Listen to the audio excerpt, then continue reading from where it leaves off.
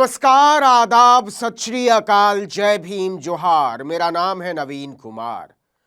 अगर हम आपसे पूछें कि एक गुंडे ने एक महिला को मार डाला और उसकी बेटी को उठा कर ले गया, तो आप अंदाजा लगा सकते हैं कि लड़की किस समुदाय से होगी और वो गुंडा किस समुदाय से होगा। चलिए दूसरा सवाल पूछते हैं। दारोगा ने गाड़ी में लड़की को उठाया, चलती गाड़ी में उसके साथ अपने दोस्त के साथ मिलकर रौंदता रहा, तो क्या आप बता सकते हैं कि राज्य कौन सा होगा? समझ गए ना? बिल्कुल सही समझ रहे हैं आप। दुनिया में रेपिस्टों की राजधानी बन गया है उत्तर प्रदेश। रामराज का असली मजा कोई लूट रहा है तो बलात्कारी ठाकुर साहब लोग लूट रहे हैं।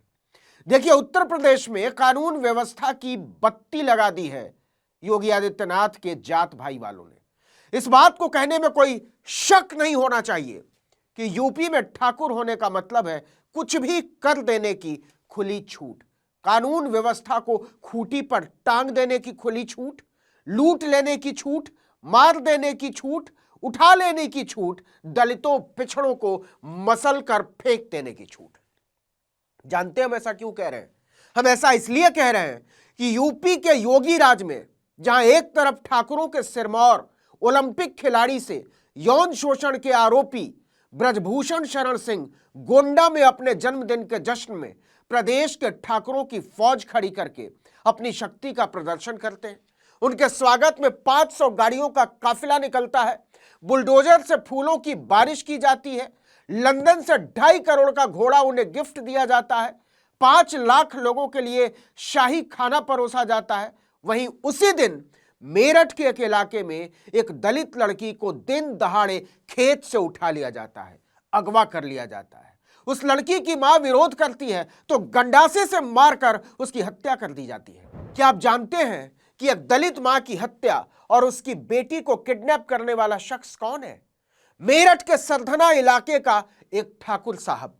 साहब लगाना जरूरी है क्योंकि न लगाने पर ठाकुर योगी के यूपी के बलात्कारी ठाकुर लोग बुरा मान जाते हैं, जैसे ठाकुर कुलदीप सिंह सेंगर। मेरठ में दलित लड़की को उठाए जाने की कहानी उसी सरधना से आई है जहां का ठाकुर संगीत सोम हिंदुओं के उद्धार को लेकर दिन रात दंगाई सोच का इजहार करता घूमता है, लेकिन अब वो बिल में दुबक कर बैठ गया है क्योंकि बोलेगा तो ठाकुर संगीत सोम को बलात्कारी ठाकुर के यारों का झुंड पतलून उतारकर दौड़ा लेगा। तो आरोपों के मुताबिक सरधना का बलात्कारी ठाकुर कपासाड़ गांव का एक आदमी है। इस पूरे इलाके को 24 कहते हैं क्योंकि इसमें ठाकुरों के 24 गांव पड़ते हैं। दलित लड़की का परिवार कह रहा है कि अगर आरोपी ठाकुर नहीं होता, राजपूत नहीं होता, क्षत्रिय नहीं होता, तो अब तक योगी आदित्यनाथ उसके घर के ऊपर बुलडोजर चलवा चुके होते। योगी आदित्यनाथ की पुलिस सिर्फ ठाकुर होने के नाम पर दलित लड़की के साथ आरोपी ठाकुर लड़की की पुरानी जान पहचान निकाल रही, और दूसरी तरफ जो आरोपी है वो मौज उड़ाता घूम रहा है। पुलिस की हिम्मत नहीं हो रही है योगी ठाकुर के राज में बलात्कारी ठाकुर पर हाथ डालने की। वो कह रही है कि मिल ही नहीं रहा है।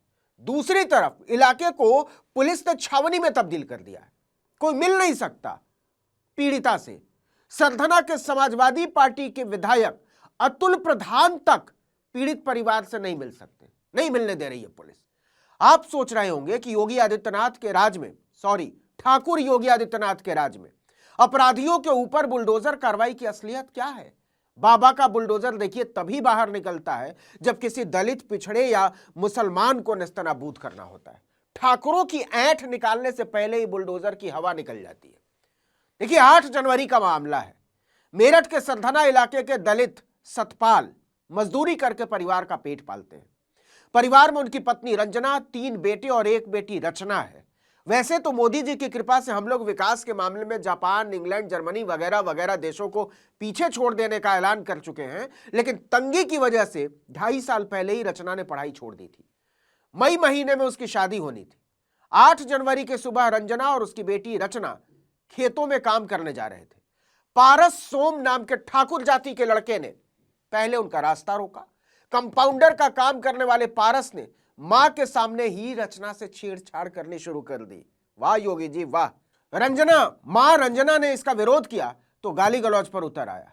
उन्होंने इसका भी विरोध किया तो सोम ठाकुर ने फरसे से रंजना पर हमला करके उन्हें घायल कर दिया और तड़पती हुई मां के सामने ही बाइक पर जबरन उनकी बेटी रचना को बैठाकर अगवा कर ले गया।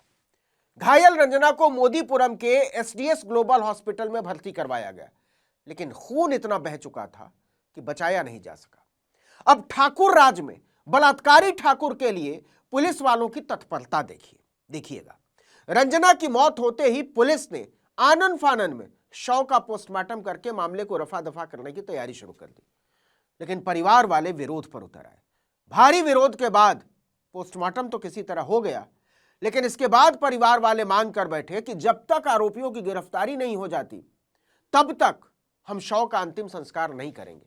दबाव में आई पुलिस ने पूरा इलाका छावनी में तब्दील कर दिया, लेकिन आरोपी ठाकुर पारस सोम का सुराग तक नहीं मिल रहा। दिखाने के लिए पुलिस ने 10 टीमें बनाकर खोज की खानापूर्ति शुरू कर दी है। अब अंदाजा लगाइए कि अपराधियों को पाताल से निकालकर यमराज से भेंट करवाने वाले ठाकुर योगी आदित्यनाथ की पुलिस एक मामूली ठाकुर अपराधी को नहीं ढूंढ पा रही है। क्या इसमें किसी को शक होना चाहिए कि आरोपी का ठाकुर होना किसके हाथ बांध दे रहा है? क्या पुलिस इस मामले में साफ सुथरी जांच का भरोसा दे सकती है? वही पुलिस जिसके दारोगा अपनी चलती कार में नाबालिग लड़की के साथ बलात्कार करते हैं और शिकायत करने पहुंची शिकायतकर्ता को खदेड़कर भगा देते हैं। मामला कानपुर का है।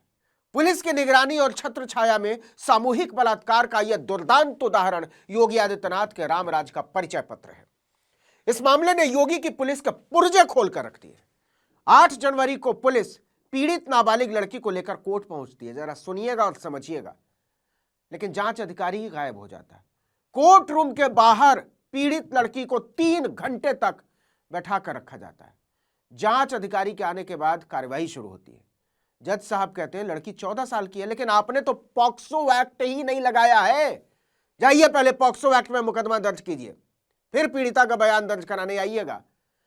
पीड़ित लड़की का भाई कहता है कि आरोपी ठाकुर राज का दारोगा है, इसीलिए जानबूझकर केस को हल्का किया जा रहा है। हमें 3 दिन से दौड़ाया जा रहा है, बयान दर्ज नहीं किया जा रहा है, हम पर दबाव बनाया जा रहा है, कुछ लोग घर की रेकी कर रहे हैं। क्या आप अंदाजा लगा पा रहे हैं कि यूपी पुलिस किस तरह से काम कर रही है? उत्तर प्रदेश की औद्योगिक राजधानी है कानपुर। 5 जनवरी को वहां पुलिस का एक दारोगा अमित कुमार अपने यूट्यूबर दोस्त शिवबरन के साथ स्कॉर्पियो कार में गश्त पर निकलता है। रात 10 बजे अपने घर के बाहर खड़ी एक 14 साल की बच्ची को वो गाड़ी में खींच लेता है। रेलवे ट्रैक के किनारे गाड़ी लगाकर दोनों बारी बारी से उसे रौंदते हैं और फिर अधमरी हालत में उसे घर के बाहर फेंक कर फरार हो जाते हैं। जब रात को मामले की एफआईआर दर्ज करवाने लड़की का भाई पुलिस चौकी पहुंचता है तो उसे डांट कर भगा दिया जाता है। परिवार वाले पुलिस कमिश्नर से गुहार लगाते हैं, तब जाकर एफआईआर दर्ज की जाती है, लेकिन वो भी अज्ञात लोगों के खिलाफ, जबकि नाम साफ था। 14 साल की बच्ची के साथ गैंगरेप होता है और पॉक्सो एक्ट तक नहीं लगाया जाता है। यूट्यूबर शिवबरन पकड़ा जा चुका है, लेकिन दारोगा अमित कुमार अभी तक पुलिस की गिरफ्त से बाहर है। क्या सचमुच गिरफ्त से बाहर है या उसे गिरफ्त से बाहर रखा गया है? अब यह मत पूछ लीजिएगा कि ठाकुर बाबा योगी आदित्यनाथ का बुलडोजर कहां है। इसी योगी मॉडल का गुणगान पालतू मीडिया से लेकर पत्रकारों, बुद्धिजीवियों की खैराती मंडली करते नहीं अघाती। आप यूपी के योगी मॉडल की असलियत देखना चाहते हैं तो नेशनल क्राइम रिकॉर्ड ब्यूरो का डेटा निकालकर पढ़ लीजिए। 2023 का सबसे ताजा डेटा कहता है कि यूपी हत्या के मामले में नंबर 1 पर है। मात्र 3206 हत्याएं 1 साल में। वाह योगी जी वाह। दलित उत्पीड़न में यूपी नंबर 1, मात्र 15,130 मामले 1 साल में। वाह योगी जी वाह। और यह हाल तब है जब योगी की पुलिस आए दिन ऑपरेशन लंगड़ा या ऑपरेशन खल्लास पर रील बनाती रहती है। रील बनाने वालों ने ठाकुर साहब के राज में कानून व्यवस्था का रेल बना के रख दिया है। इस वीडियो में इतना ही, लेकिन अगर आपने आर्टिकल 19 इंडिया को अब तक सब्सक्राइब नहीं किया तो फौरन कर लीजिए, बेल आइकॉन दबाइए, घंटी जैसी आकृति लाइक कीजिए और कमेंट करके बताइए हमारा वीडियो आपको कैसा लगा। हमारा ट्विटर हैंडल है article19_India और मेरा ट्विटर हैंडल है नवीन जर्नलिस्ट। नमस्कार।